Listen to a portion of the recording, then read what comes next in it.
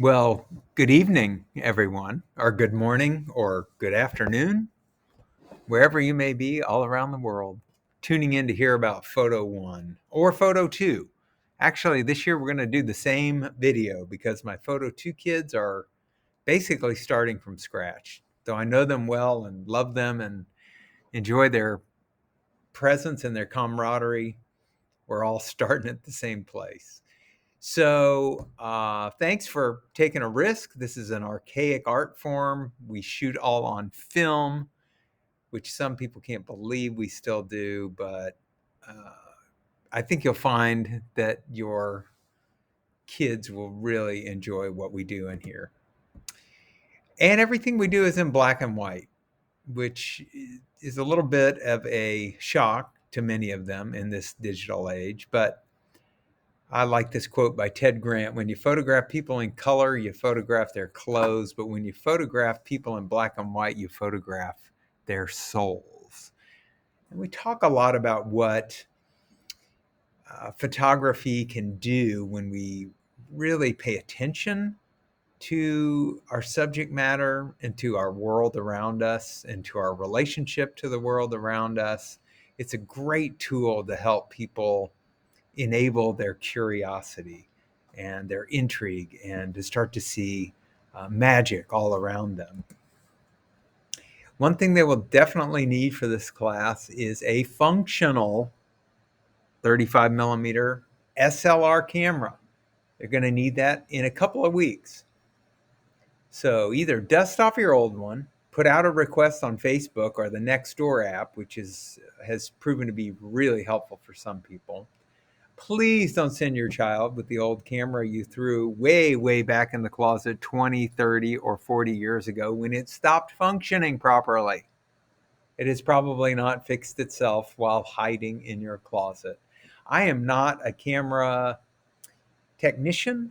I've learned through the years how to make some adjustments and how to tell them when something is wrong, but I just can't fix it. The Pentax K1000, the one pictured here, is the one that I most highly recommend. They are very rugged, very reliable, and if they have trouble with it, we have spare parts that we can hook them up with on a loaner basis. So, one thing I tell students about film photography, and as I've already kind of stated, it really forces you to slow down, consider the nuance, the subtlety of their subject matter, of their approach to their subject matter, and just life in general. They are limited to 36 frames on a roll of film, whereas their cameras on their phones are virtually infinite in storage.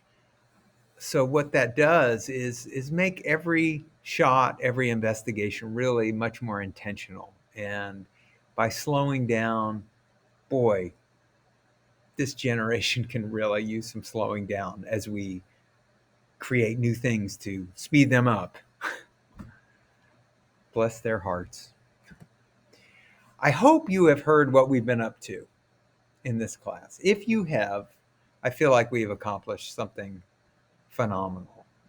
Getting some real information home rather than just school was So hopefully you've heard that we've been using some cardboard, duct tape, a little square of Coke can metal, and we have been making functional cameras.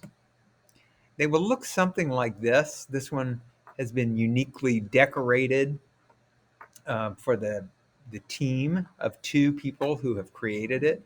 So your student will be working with a partner. They've already been creating a camera, and then they're going to be taking photos around school. Here are a couple examples of photos taken with these pinhole cameras.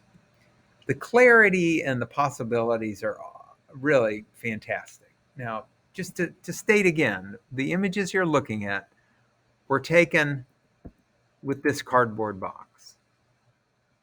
It defies all logic. It doesn't defy the laws of physics, which are really fascinating. For the first time in my life, physics became fascinating when we started doing pinhole cameras. And we learned some real practical things about the dark room, how to process prints, how film responds to light. In this case, kind of a cool shot of a girl stepping on a little robot, but we couldn't really see the robot. So we made some modifications to it. We took the robot, we added some white paint, and boom, the thing showed up and turned what was almost an illegible photo into something pretty cool. Very similar, but now we know what the subject matter was, the robot getting squashed. So here's the before and afters, and you can see the difference. Okay. Usually in person, the highlight of open house is a tour of the dark room. So I just went in the dark room with my cell phone and I made this short video just so you can check it out and see where your students are going to be spending a lot of their time. So here's what you would see if you were actually in our classroom. We have some nice giant photos hanging on the wall to inspire us every day, and a really beautifully equipped facility. The crown jewel, however, and the reason everybody really takes this class is behind this door. And this is the dark room, the entrance to the dark room. And through this light trap, we enter a mystical land of enchantment. So we've got an amazing collection of enlargers, 26 enlargers to be precise, which means every kid, even in my largest class, will have access to an enlarger the entire time that we're in class. We even have a very bougie deluxe print dryer here that takes a print right in through this slot and kicks it out the other side nice and dry in about 15 seconds. We have 2 big sinks to process all our photos, and that's about 2 more than most schools have these days. We are in a rare and wonderful opportunity here, to say the very least. So this is where your kids will be spending most of their time in this class. And it's a really neat sort of alternative to the sitting in the same old seat in the same old row every day. And then we inevitably have to exit back into reality, but not a bad reality. Pretty fantastic one, to be honest. Okay, guys, well, my time is up.